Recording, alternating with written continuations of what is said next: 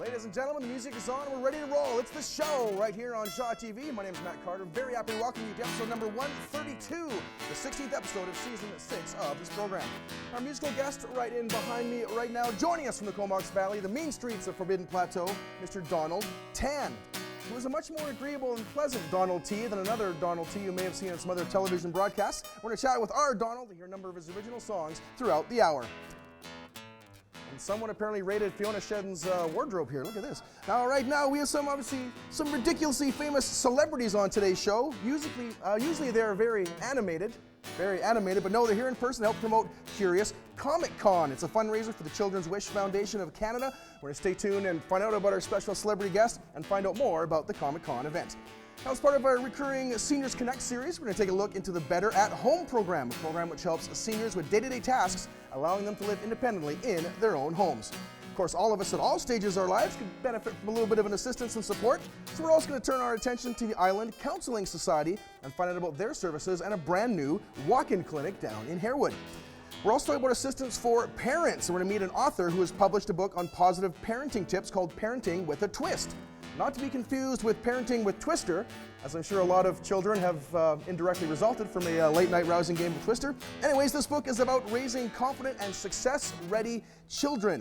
And we've already arranged for a few copies of the book to be sent to the head coach of the Toronto Maple Leafs.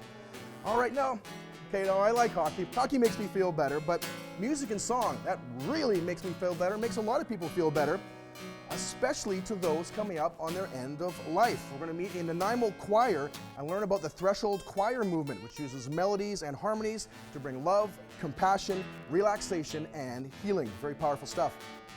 We're also going to meet a Nanaimo couple who are also a couple of authors, and they've written books on weight loss, and they are going to talk about how they walked the walk. In particular, we're also going to look at a procedure called Vertical Sleeve Gastrectomy, which kind of sounds like a tattoo on your intestines, but no, if you can stomach learning what this is about, make sure to stick around.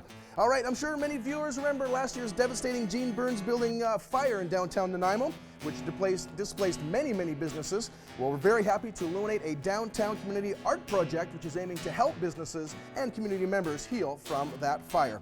But first up on the program, we've got to relay some information on arguably Nanaimo's most impactful walk. So get ready, get set for the impact. It's the show right here on Shaw TV.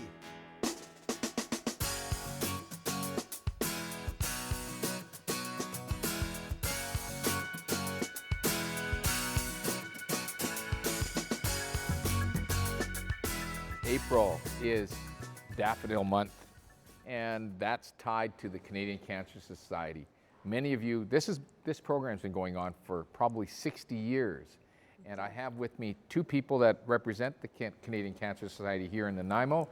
I have Sue Carlson and Tanya Davis. Tanya will tell us a little bit about the Relay for Life a little later, but I'm just going to have Sue, you tell us about what's going on in April and some of the big programs that are going on for the Cancer Society. Well, one of the most important ones, of course, is our door-to-door campaign, that people going knocking on doors, checking with your neighbors, and they're identifiable by the official volunteer label and with the kit, but telling people about where the money goes. This is our one time to talk to people one-on-one, tell them how where money goes, how it gets there, how we raise it, and how many people have been supported by the office, and also what we do in the office. So it's our one chance to talk to people one-on-one, to say, here's what we do and here's how we do it.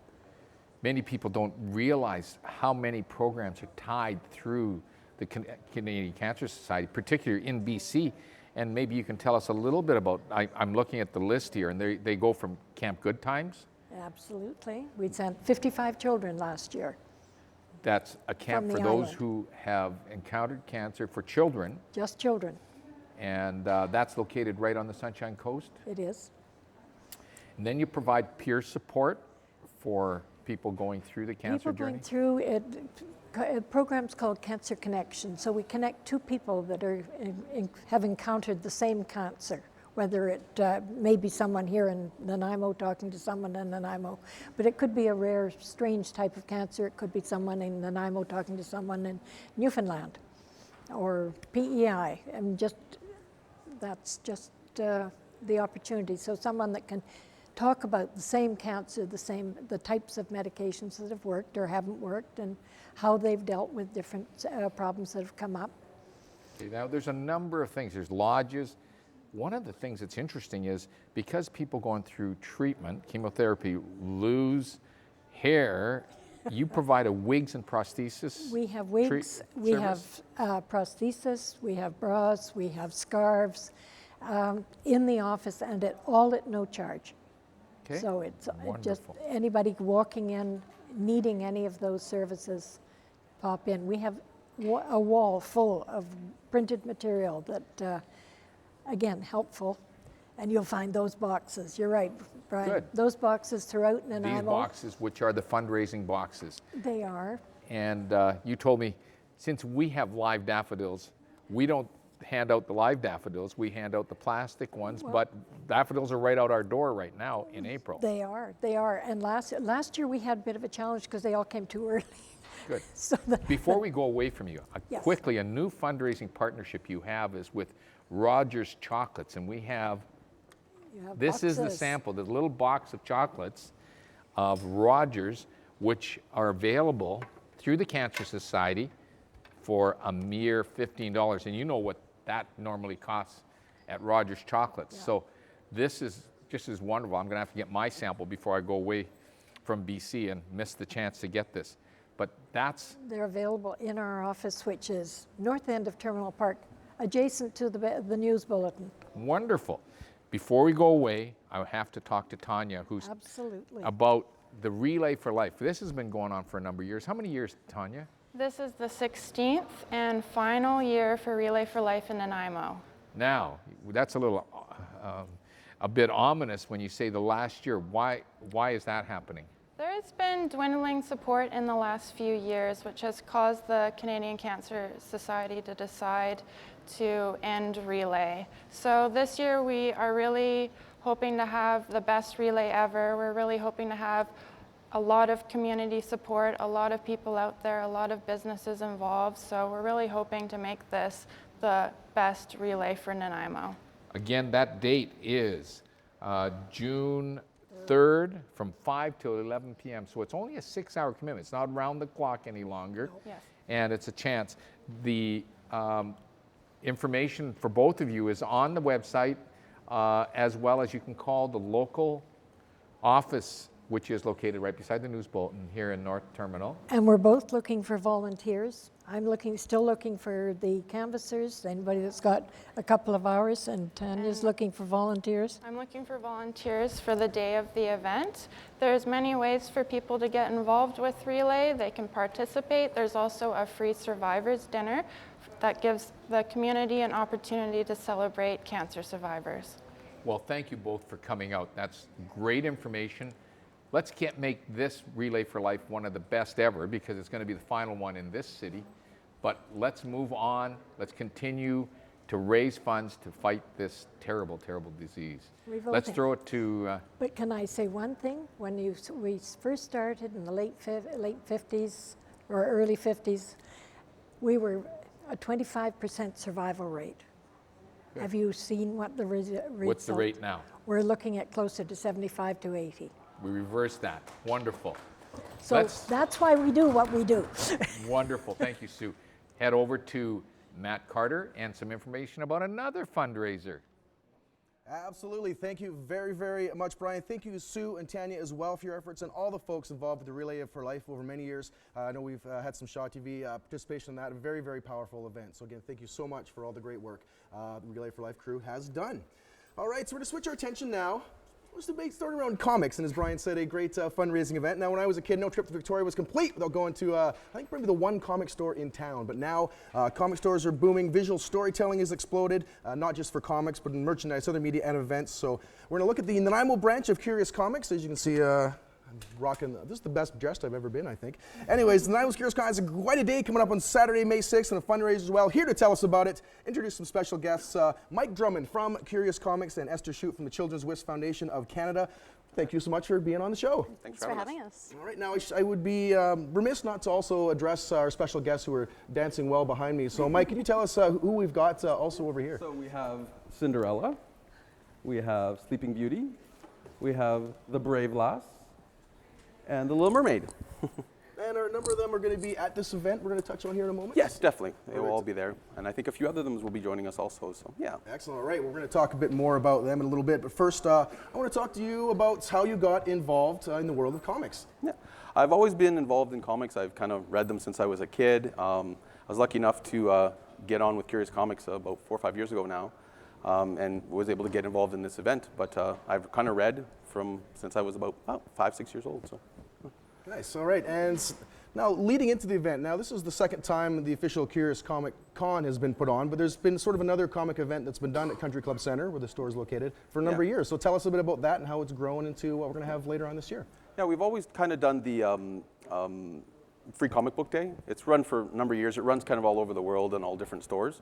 We wanted to kind of take it to the next level. So about 3 years ago, we started kind of adding a few vendors and a few artists and stuff like that, and it kind of was really well received. So last year we decided to make it an actual Curious Comic Con event and kind of go more towards that kind of full event. So yeah. And for those who might not know what the Comic Con sort of event is all like, and I know there's some huge ones down in the States, I think one in San Diego, over 150,000 people over the length of that. So what typically happens at a Comic Con? So you have everything from comic artists. Last year we had 8 of them in that came and seen us last year. You have different cosplayers and that. We had the 501st, which is a Star Wars cosplay group. They were with us last year. Of course, the Little Tails Princesses was with us last year too, which was super great. Made for some interesting pictures between the 501st and the princesses. So princesses with blasters is always fun, but yeah. And then you also have your comic vendors, and this year we've extended the vendors to have more, they call it geek chic, so the jewelry and toys and that kind of stuff. We've included that, and we've also included demo board gaming and stuff this year too. So, but yeah. So obviously, quite a bit of fun, but also again, you're raising funds, and again, as to hear from Children's Wish Foundation of Canada. It's a free event. So how do you guys raise funds to donate to the foundation? Well, we're very lucky that we have so many people that are supporting us, and we have a lot of our vendors that supply us with all of our goods and that have donated different things for the silent auction that we run. We've had the BC Lions donated tickets for us too, so we have those. And with all the artists that we have, we don't charge them for their tables. All they do is they donate a piece of their art to the foundation for the silent auction. So we have everything from signed comics to art pieces to bowling nights at Splitsville. So tons of really cool things going on. So yeah. All right. Well, we're going to come back a little bit later on, talk more about the event, talk with Esther about the foundation, about 12 minutes or so. But right now, we're going to move things forward for a regular Seniors Connect segment, featuring actually one of our hosts interviewing another one of our hosts. So we're sort of breaking the space-time continuum. I don't know who's asking and who's answering. We're about to find out, but I think I'll throw it over to Jane to get things kicked off. Jane, over to you. Thank you, Matt. Today on the Seniors Connect segment, which focuses on the reduction of social isolation for older adults in Nanaimo, I'm very pleased to have as my guest the president of the Nanaimo Seniors Services Network, Kathy Holmes, who is also the Better Homes Coordinator for Nanaimo Family Life Association. Welcome, Kathy. Hi, Jane. It's funny for us both to be actually kind of doing it like this, host to host, but I love it. It's great. No screw-ups, right? No, that's good. We can feed off each other for sure. So, Kathy, please tell us all about the Nanaimo Senior Services Network. Well, the Nanaimo Senior Services Network is a group of businesses and nonprofits that get together, much like the Chamber of Commerce. And what we do is we exchange ideas and we share information about the services that are available for older adults in our community. Yeah, so it's a very exciting project because it had started a few years ago, and we had a few numbers, and then we didn't really grow that much. But in this last little while, it's especially with the amount of people that are looking for senior services, we've been able to really invite the community to get involved. And so we're getting more and more people every day that want to be part of the network so that they can share their information with community members over the age of 65 or even between 50 and 100. So it's really great. Okay. So this is a member-based organization, is it? It is. As I said, it's a little bit like the Chamber of Commerce. So if a person in our community is working with anybody who's an older adult, this might be the table that you want to sit at. The idea behind it is it's partially educational informative always, lots and lots of networking, lots of laughter, but more importantly, really understanding what the community has to offer is so important for service providers throughout our community. And we have a lot of service providers that help with senior services, but there's not really one-stop shop. And what we're hoping to be able to do is, along with Seniors Connect and other organizations like Better at Home, like Lifeline, like Bayshore, like many of the services, bring everyone together to the table to help create a community of seniors, information for everybody. So it's great. Okay, so I know that the organization is also involved in doing events in the community for seniors. So can you tell me a little bit about some past events? You may recognize us as the Scooter Rodeo that was at Bevan Park for, I think, the last 3 years. We also put on a health fair every year in the fall. It's often at the, I can never say the word, Nanaimo Ecumenical Center? That's the ticket, the Ecumenical Center. That's a really hard. We might be moving that location this year to go to Bevan Park or Bowen. We're in negotiations right now trying to figure out exactly what we're going to do next. But we do have lots of new opportunities coming. So we want to expand, we want to grow, and we want the input of our community. So I know you've got an exciting new event coming up this year. So tell us a little bit, Kathy, about the Seniors Health and Fitness Day, really quickly. Okay, so the Seniors Health and Fitness Day is going to be held on June the 1st, and it is going to be at the Cedar Valley Memorial Gardens. This is an incredibly beautiful location out in Cedar, just off Cedar Road, where a lot of vendors are going to be able to show things like getting your blood pressure taken. We're going to have a little bit of Olympics. We may have flu shots. We may have just all sorts of wonderful things. Lots of different community partners who work with seniors will be at the table. Right now we have 22 or 23 people signed up. It will be grand. All right, so that's June 1st. So you heard it here. Make sure you get signed up. And now I'm going to throw things over to Donald Tan, who is going to perform Danny Never Made It to Hollywood.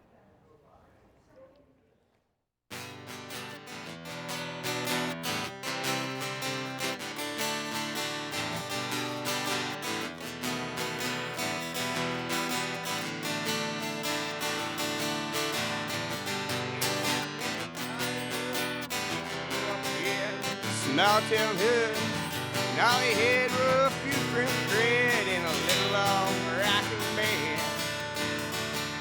Said, Danny never made it to Hollywood with the jamming and the surfing so good. He rocked out all night long, playing his heart out to every song. And Danny'd rather be a fuck gone than be a holy rolling stone. Danny'd rather be a fuck gone and play the night away. Hey, play the night away. Won't you play? Hey, oh, the night away. Yeah, play a little ditty, Danny. We'll take that right out to Cali. Yeah, play a little ditty, Danny. We'll take that right along. Yeah, play a little ditty, Danny. One more time, one more song. Yeah, play a little ditty, Danny, so we can all sing along. And Danny won't ease up on the gas. The corner's coming up, oh, real fast. And Danny won't ease up on the gas. Yeah, Danny liked to drive real fast, just like James Dean got a motor crash. And dream as if you live forever, son. Live life like you're gonna die today. Yeah, dream as if you live forever, son. Live life your own way. Play the night away, won't you play the night away, won't you play, hey, oh, the night away. Yeah, play the ditty, Danny, we'll take that right out to Cali. Yeah, play the ditty, Danny, we'll take that right along. Yeah, play the ditty, Danny, one more time, one more song, and play the ditty, Danny, so we can all sing along.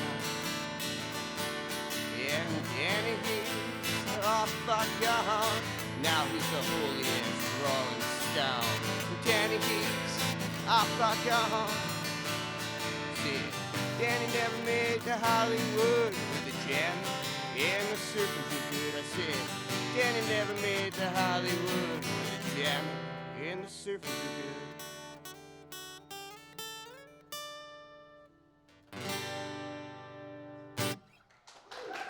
Thank you. Awesome, Don. Awesome music. So in life, there's challenges that happen to us. There's things that throw us for a loop, that beset us, and there's times when we just need someone to talk to. Fortunately, there's organizations out there that we can turn to for support. And one such organization is Island Integrated Counseling.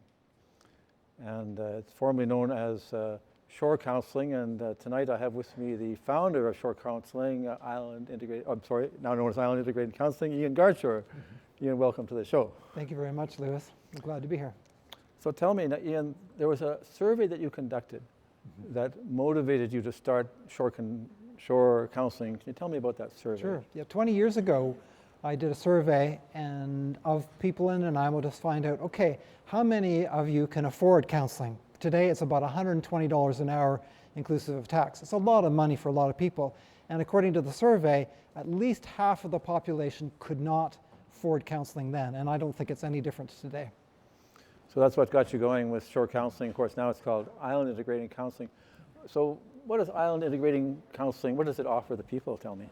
So we started off with a basic program, which is basically seeing people who couldn't afford counseling, individuals, couples, and families. And that's been our core service right there. We also ran a men's anger group, anger management group called Taming the Volcano. We don't do that anymore. There's lots of other services in the community. We continue to run a women's group called Frustrated and Fed Up, and we're about to run another one of those. And then we added on a couple of other programs. One is for teenagers in one of the schools, learning some practical skills such as how to maintain a bicycle, how to rebuild a bicycle. So that's being proactive, helping them to do better before they get into trouble. And then we've added a eating disorder program that helps people with long-term help who really are not doing well and don't have a good relationship with food. And then more recently, we've added another program called, or a service really, in Harewood, which is a walk-in clinic. So why in Harewood, tell me, Ian? Why is it in Harewood? Harewood has, well, there's already a walk-in crisis clinic that Island Health operates in the Brooks Landing area. And that's fine for people who get around by car, by bus, whatever. A lot of people in Harewood are lower income, and they don't have a car to get around. So therefore we operate the service right there on a Friday, later afternoon or evening for them to be able to walk to or drive to if they've got a car. You've got some, the people that support this, you've got some students that are working there. Can you tell me a little about these students that are behind the scenes in this program? Through all of these years, we've had students who are finishing their master's degree. They've got lots of good education. Now they need to learn how to put it into practice. And so we have them involved in a lot of these different services, including the walk-in clinic. Okay, so now if people would like to avail themselves of this service, how would they get in touch with you, or would they get in touch with, how would they It's very easy. It's very easy. What they do is they go to Georgia Avenue School, which is just a little bit south of the University Mall, and walk in. It's first come, first serve. The sessions are only about 45 minutes long, and it's not designed for just people who are in crisis, although of course if they happen to be in crisis on a Friday afternoon they can come, but for people who have some issue, something that's really niggling them, something that's not working for them, they're feeling down, they lost a job, their relationship is not going well, they have a problem with one of their kids, something along that line, they can come and sit down. The therapist does one brief session just to say what's going on, what do you need, and how can we help you get moving forward. That sounds awesome, Ian. Well, congratulations to you and your organization, Island Integrated Counseling, for this walk-in clinic, and the information that people want to get in touch with is on the screen. And thank you very much for joining us here on the show tonight. My pleasure. Really Thank you. It. So tonight I'm going to show it over to Matt Carter, and we're going to find out about Curious Comic Con. Perfect. Thank you very, very much, Lewis, and thank you very much, Ian, as well, for helping to make support and counseling services more accessible here in Nanaimo. Really, really important stuff. All right, so now we're back here again with Mike Drummond from Curious Comics and Esther Shoup from the Children's Wish Foundation of Canada, along with some very special guests we've seen dancing around us. We'll talk to them a little more. We are discussing, as Lewis mentioned, the Curious Comic Con, which is coming up on Saturday, May 6th at Country Club Centre. For those who may be just joining us on TV, give us a little rundown on what folks can expect to see at Comic Con. Yeah, so we've taken over the whole mall. The mall has generously donated all of the space inside the mall. We have 16 artists that are going to be present. We have over 40 vendors that are going to be there, for everything from comics to geek chic, so jewelry, toys, all that kind of thing. We have the Little Princesses are going to be with us. We have the Ghostbusters of BC are going to be with us also. So we're pretty excited about them. We also have the Dark Knight of Victoria coming up from Victoria with his full Batman gear. He's amazing. He looks like he just walked off a movie set, so it's going to be super cool. He's going to be doing buttons for the kids and stuff like that too. So, and of course we have the wonderful silent auction that we have. And then starting on probably Friday, we're actually going to have raffle tickets at the store that you can buy, and you can win some of the signed comics that we have and a few different prizes that we'll be drawing at the Comic-Con. So, perfect. Awesome. Now, we were talking before we came on here about the idea of donating the funds to Children's Wish Foundation of Canada, and I believe you said it was actually the Little Mermaid who came up with the idea. It sure was. Yeah, I was looking for. We have a Little Mermaid over here. We can bring a Little Mermaid over. So. Thank you for having me over here today. So I'm going to pass you the microphone there, and just tell us about how you came up with the idea of having Comic-Con funds go towards Children's Wish Foundation. Well, I actually work with a kingdom in town here called Little Tails Princess Parties. You might have heard of us. And we hosted an event, and I had the honor of being there with many of my princess friends. And we raised over $2,000 for the Children's Wish Foundation, which is how I met Andy. And then through that, I introduced Andy to Mike. They just brought this all together. Yes. Exactly. So are you going to be at the Comic-Con event, or the princesses will be there? I know many of us will be. We've all had our royal invitations, but we're making sure it's all right with our princes. I'm not sure if they'll be attending yet this year or not. I'm hoping Prince Eric will. Exactly, and that's one of the big things, of course, for children and adults who come to this, is the chance to meet, obviously, these celebrities, get pictures taken, and that sort of stuff, get autographs. And I mean, who were some of the folks who were there last year? Well, we had the 501st, which is the Star Wars guys last year. We had 8 artists in attendance with us last year. And we did a kind of a kickoff about 2 weeks before that, and we had John Gallagher, who is the artist from the TV show Flash and Supergirl, and he did Legends of Tomorrow and stuff. And we had a couple hundred people just come out to see him last year, so he's actually going to be in attendance at Con this year. So he's very excited to be there. We have Shane Molina that's going to be there, one of the other artists. He just competed in Crash Gallery on CBC and won it. He's amazing, so we're very excited for him to be there. And we just had some exciting news just on my way up here that Mackenzie Gray, who is playing the Eye in the new show Legion, is now going to be in attendance at Comic-Con also. So we're very excited to have him there. So yeah. All right, well, I'm going to turn over here to Esther for a bit. Again, so with the Children's Wish Foundation of Canada. So tell us just a little bit about what the foundation is about and your role with the foundation. Sure, I have the best job in the world next to being a princess. I'm a wish coordinator for the Children's Wish Foundation of Canada.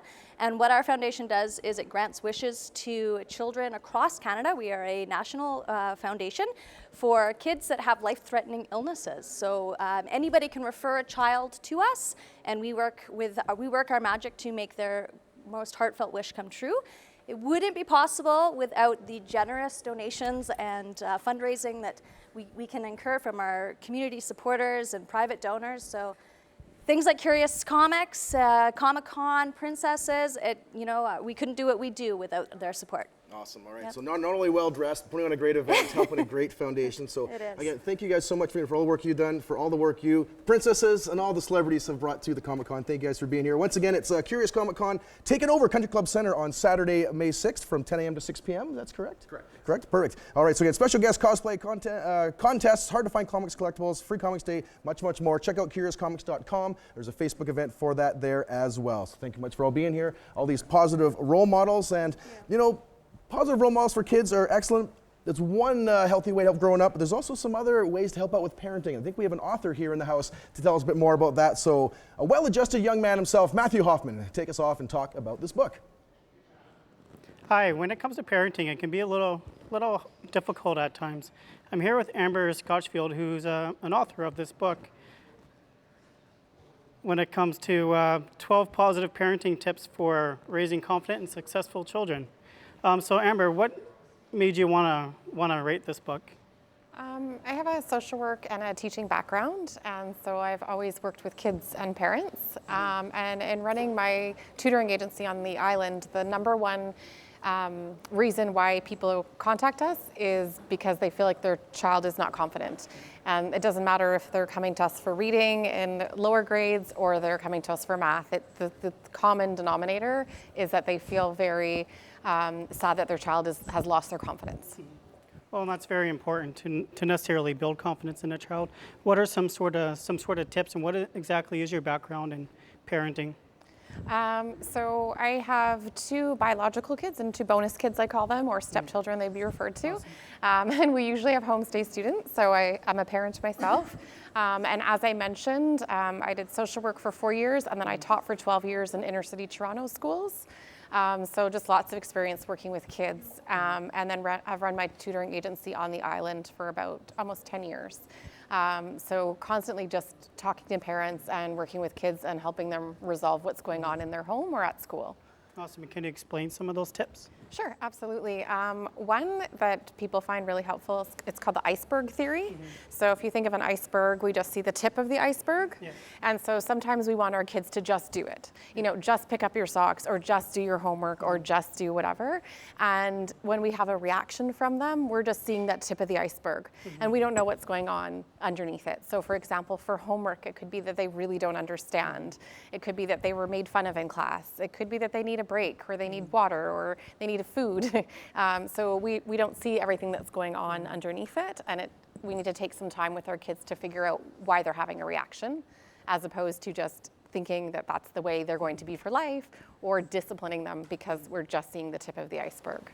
Totally, and that's totally understandable, because it's kind of hard to know exactly what are they thinking, how can we make it better for them to become successful, right? And to be able to deal with their own feelings, I would think, right? Becoming better people. I understand that you also have some workshops coming up. Can you discuss on those sort of events that maybe people can experience? Sure. So on my website, we have all our current events, and I've been doing a lot of book signings, but the question kept coming up, when can we actually talk to you or hear more about the book? So on May 4th at the Vancouver Island North Nanaimo Library, I'm going to be doing a talk called The 5 Solutions to Common Parenthood Failures. And that'll be an interactive workshop for 2 hours where we'll be dissecting the book and giving lots of tips like the iceberg one. Oh, that's great. And how can people get involved to necessarily see this? So they can get involved by coming out to the event. They can come online to parentingwithatwist.com, where I have a free parenting quiz, and they can actually just kind of even gauge what their issues could be. And also we have our contests coming up, which we do Facebook contests every month, and we have one coming up for Mother's Day. Oh, awesome. And can you talk about the Mother's Day event that's coming up? Sure, I can. So this is I'm calling it a bath board. I don't know the official name, but basically imagine yourself in a bath, and you can put your laptop or your book here and some candles here, a glass of wine or, chilled water or something there. And so this is the contest. We're going to be giving this away for Mother's Day. Oh, that's great. Well, I do want to thank you for coming on the show. It's awesome to meet you and to actually know exactly how to build a child with success, right? Because that's what everyone wants, for me as well. And I will throw it over to Kerilie. Thanks so much, Matthew. That was a great interview. I'm very happy to be here. My name's Kerilie McDowall. I'm here with Ella Morell of the Choir of Light. Just to tell you a bit more about the Choir of Light, it's there to help ease people through the difficult challenge of both when your loved one is ill or perhaps passing on or at a threshold. The Choir of Light is there to bring music for gentle ease and comfort into that person's life. Now, we're going to talk to Ella Morell, Director of the Choir of Light. Ella, welcome. Thank you, Kerilie. So Ella, tell me how the choir first started getting going here in Nanaimo. When the Bethlehem Center was transitioning from being the Benedictine retreat center to being an interfaith center, I mentioned the idea to them, and they liked it very much and thought it was a great fit with their retreat center, so we just set it up and off we went last September. And you're talking about the Bethlehem Center? Yeah. Yeah. So obviously that's where you have your choir session practices. And I understand that's happening April 20th to June 22nd. You'll be having some sessions. That's right, yes. Yeah. It's every Thursday night, yeah. Right, and people are welcome to come? Welcome to come and drop in. It's 6:30 to 8:30. Sure, yeah. And tell me, how does a typical session get going? What happens during a session when you're with someone that is going through a difficult transition? Well, typically we'll send, if we receive a request to sing at the bedside, we will send 2 or 3 choir members along, and they will sing just very gently and soothingly at the bedside for about 20 minutes. Sounds lovely. And you help assist the family through it as well, and the family's involved, yeah? Yeah, we try and make it a collaborative process, and if they have any song requests, we can accommodate that, or any spiritual beliefs that we need to accommodate. So let's just show a photo of the choir. We'll get that shown as I ask you some more questions here. I just wanted to ask you, how has this experience of the choir impacted you? Well, the weekly sessions are a great deal of fun, and we've built up a wonderful community of like-minded souls, and at the end of each session, everybody in the choir gets a chance to receive the singing. So it's very healing and beneficial for the choir members as well as people in the community, and there is no charge for the service in the broader community. So tell me about your singing your soul song workshop coming up. That's coming up at the end of May, and it's a 2-day event for people who believe themselves to be non-singers or who are terrified singers. Okay. And also, again, we should mention that if people want to get out to the Bethlehem Center for a choir practice or to get involved with the Choir of Light, they're more than welcome. Yes. Right, and that's starting April 20th, right? That's until right. June 22nd. Fantastic. So we're just going to wrap up.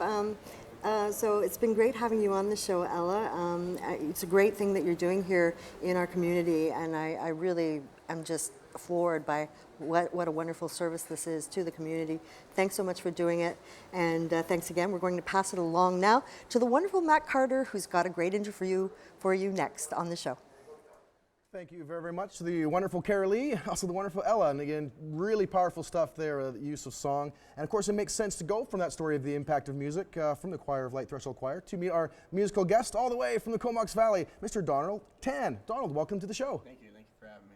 Really stoked to have you down here. We don't get a lot of musicians down here from Courtney. We should get some more. Yeah, there's lots of good talent up there. Just a little bit of a drive, that's all. Yeah, exactly, yeah. Small bit of a cruise, but I mean, what else, apart from music, what else do you, I was going to ask you what else you do up in Courtney, because I was looking at your Facebook page, I noticed tie-dye seemed to be a theme, and you got the tie-dye shirt on, so tell us a bit about that. I've been doing tie-dye for about 5 years now. I just got into it as a fun thing to do, and then we ended up making too many shirts, so I had to sell some of them. So we started making them and then going to some of the farmers markets and got some really good feedback on it. And we can do everything from stars, guitars to hearts and blue fish, yin-yangs, and all sorts of type of tie-dye. So it's pretty interesting. We use Procyon MX dye. It's a quilting fabric dye, and it lasts forever. This shirt's been washed like 100 times. It's still nice and bright.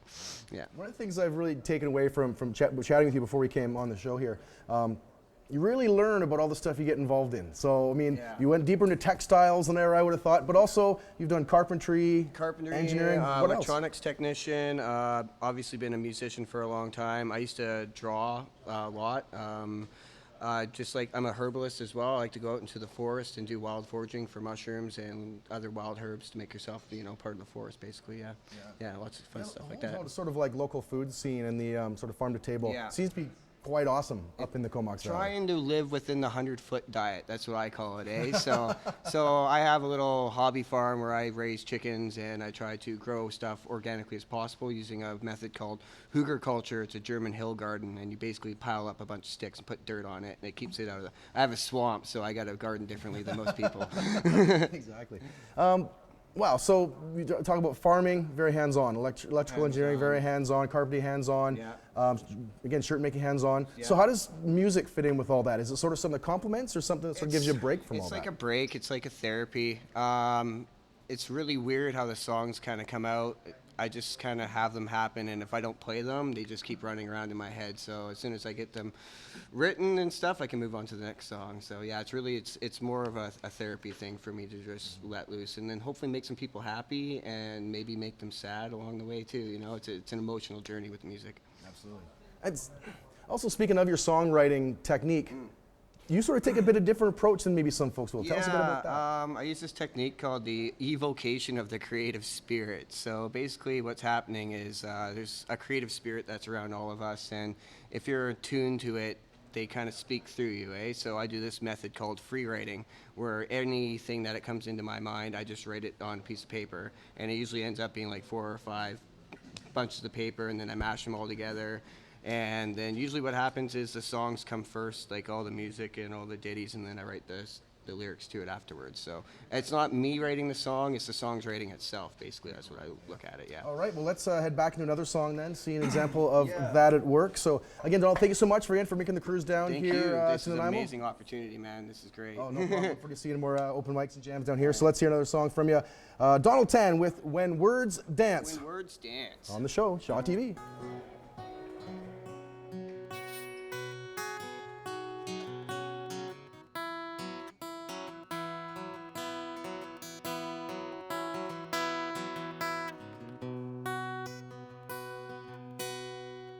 Was a time when we played, when words used to dance from the page, when the words used to shine.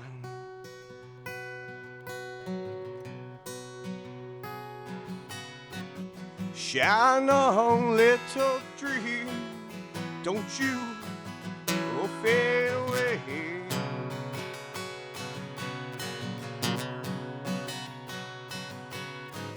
Shine on, little dream, don't you fade away.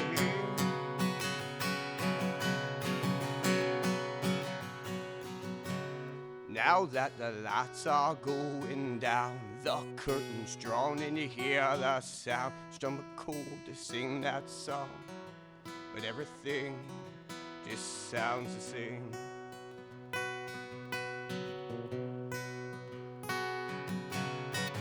Sometimes I feel so blind, like the very first time seeing the light of day.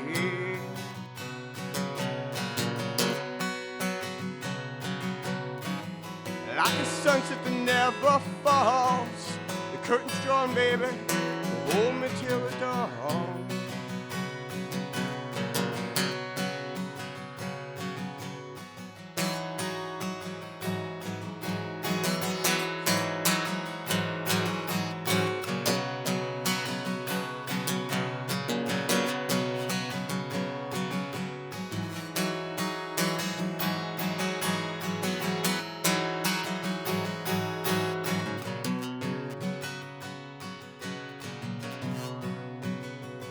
When everything's been said and sung, in our hearts the bell will be rung. Will we still ride for the good fight, make the words dance again?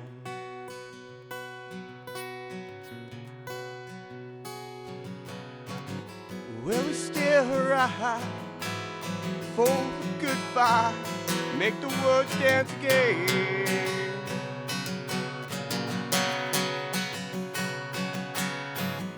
Shine on, little dream, don't you fade away.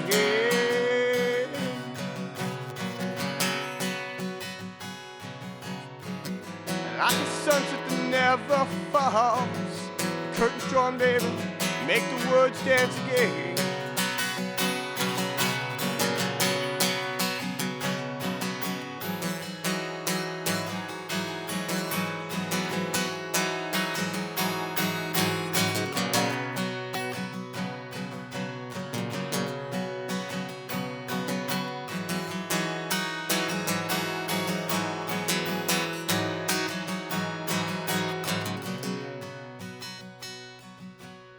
There was a time when we played, when words used to dance from the page.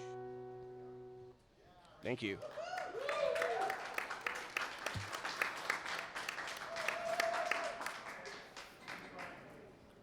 No doubt you've seen a lot of the network shows that talked about extreme weight loss, Biggest Loser, etc. But have you encountered that situation in our community, in our province? I have with me a couple of guests who've gone through that journey, and I'm going to ask that we bring up the photos of the before, because that has the impact of what's you're going to see and hear from our guests about the current situation. This is Alicia Hill-Marceau. And Alicia, you were saying you weighed, when you started out this journey, 321 pounds. That's correct. And you said everything was a challenge for you, and you were Everything. looking for a change. A drastic change. Something needed to change. I needed to change.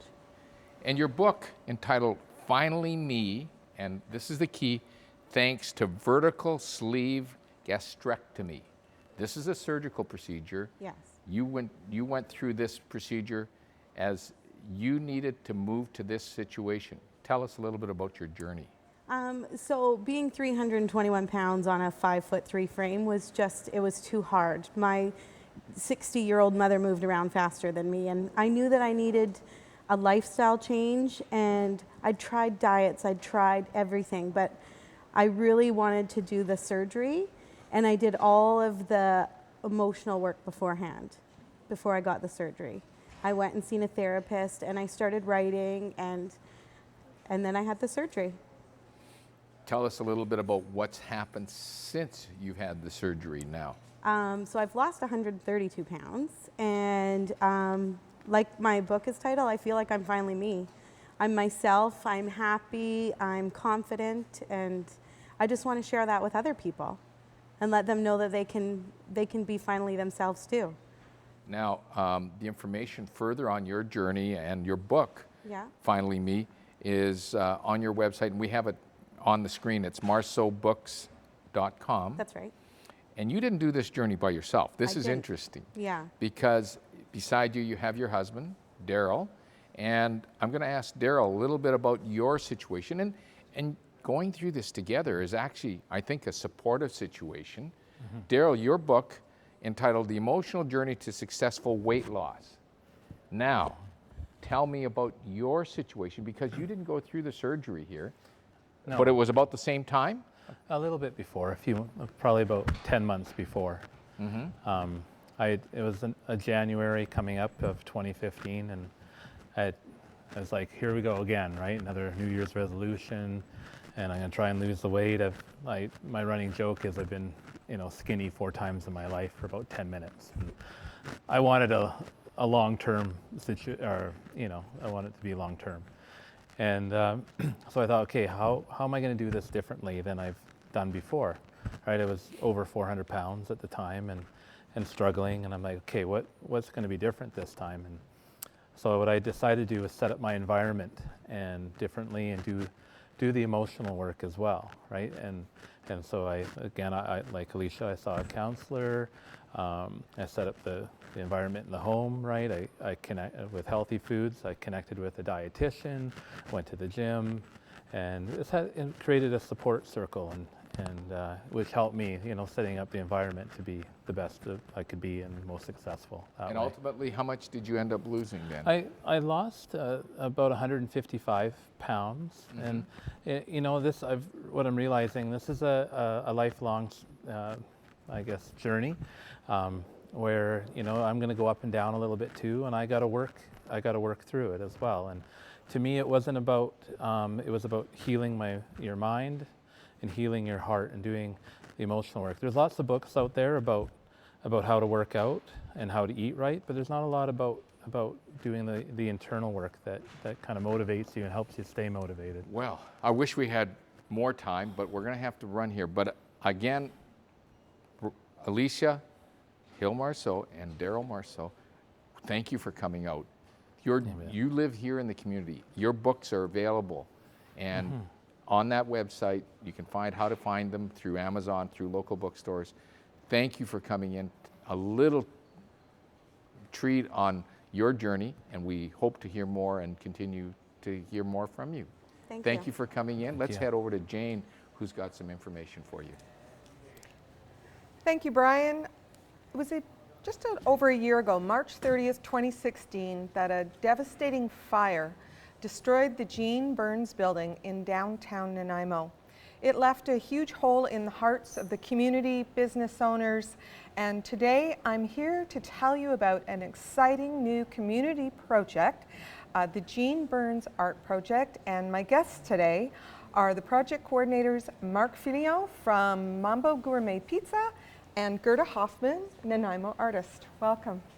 Thank you. Hi. So Mark, I'd like to know from you, what was your experience with the fire downtown?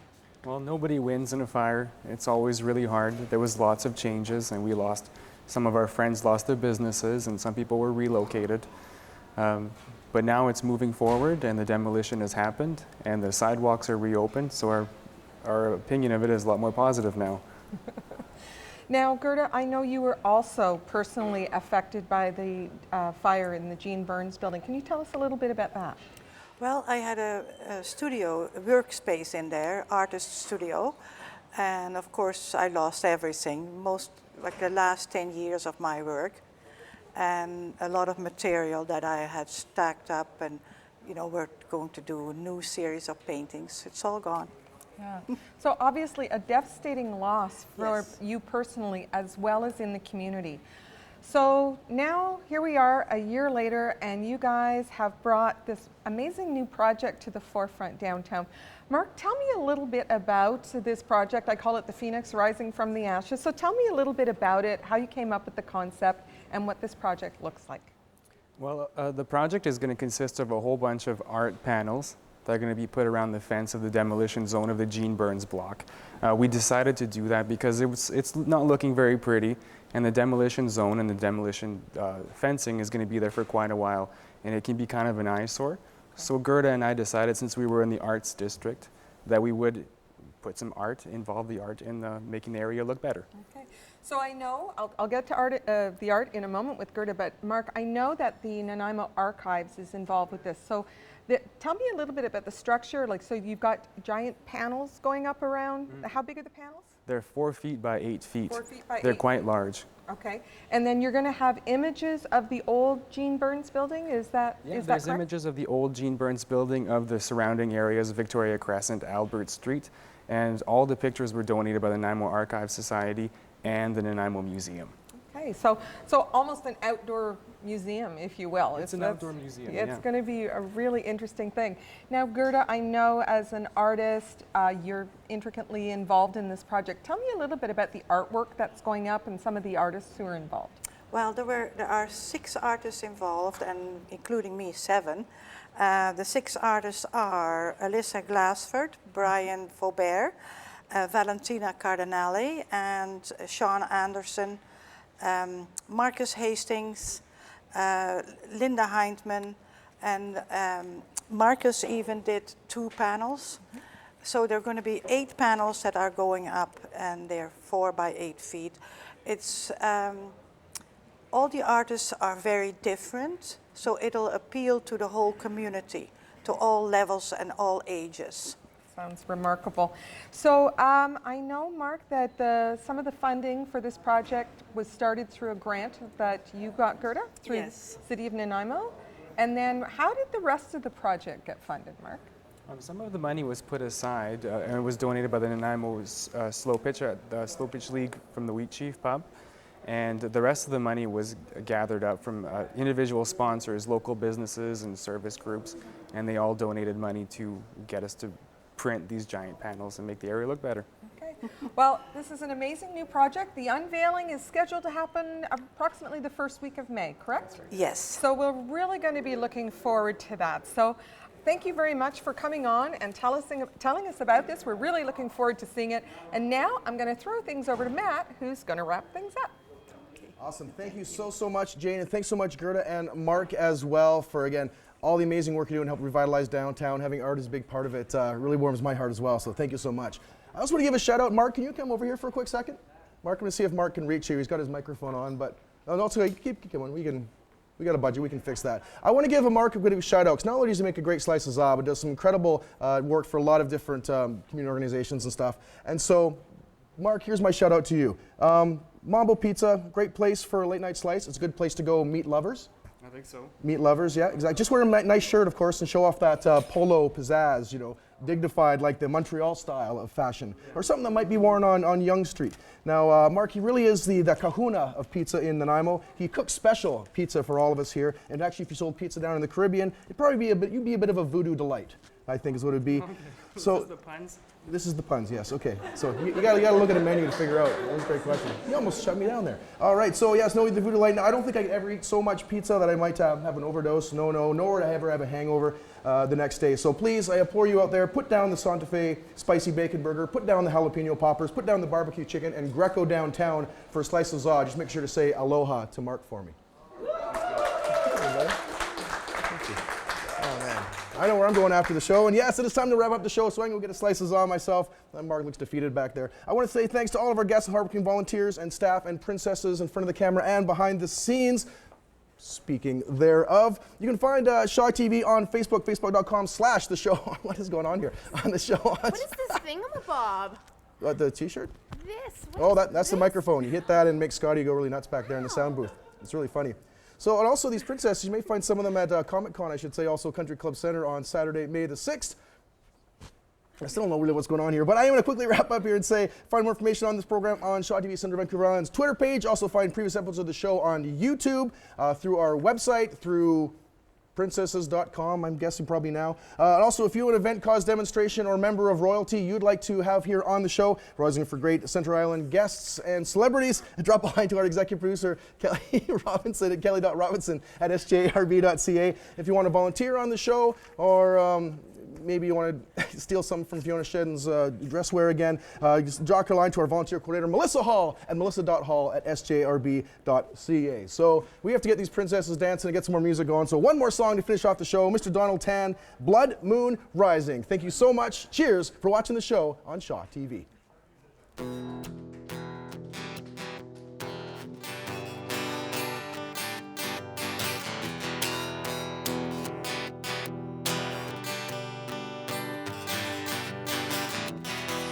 People say you have to sell your soul to play.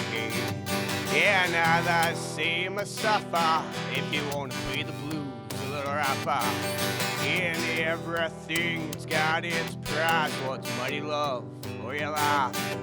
And what I got was a 6-string sound. Oh, so loud, oh, so proud, baby. Yeah, I feel it rising again.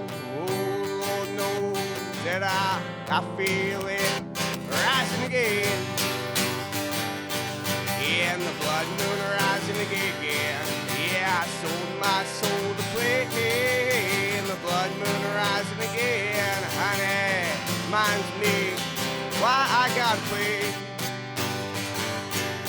Yeah, 10 miles to go before I see my sweet soul unfold. And 2 miles back, I lost track of my shadow was ahead.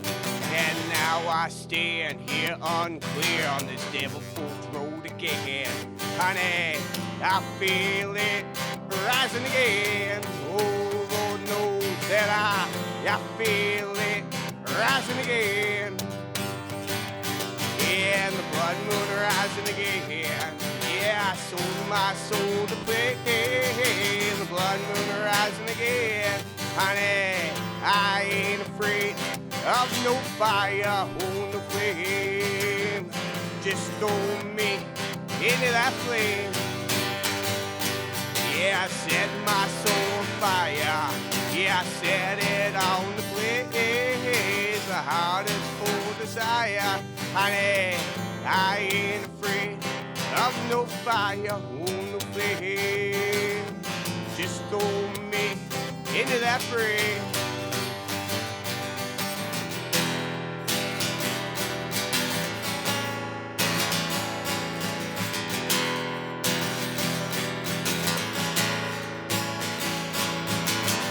Some people say you have to sell your soul to play.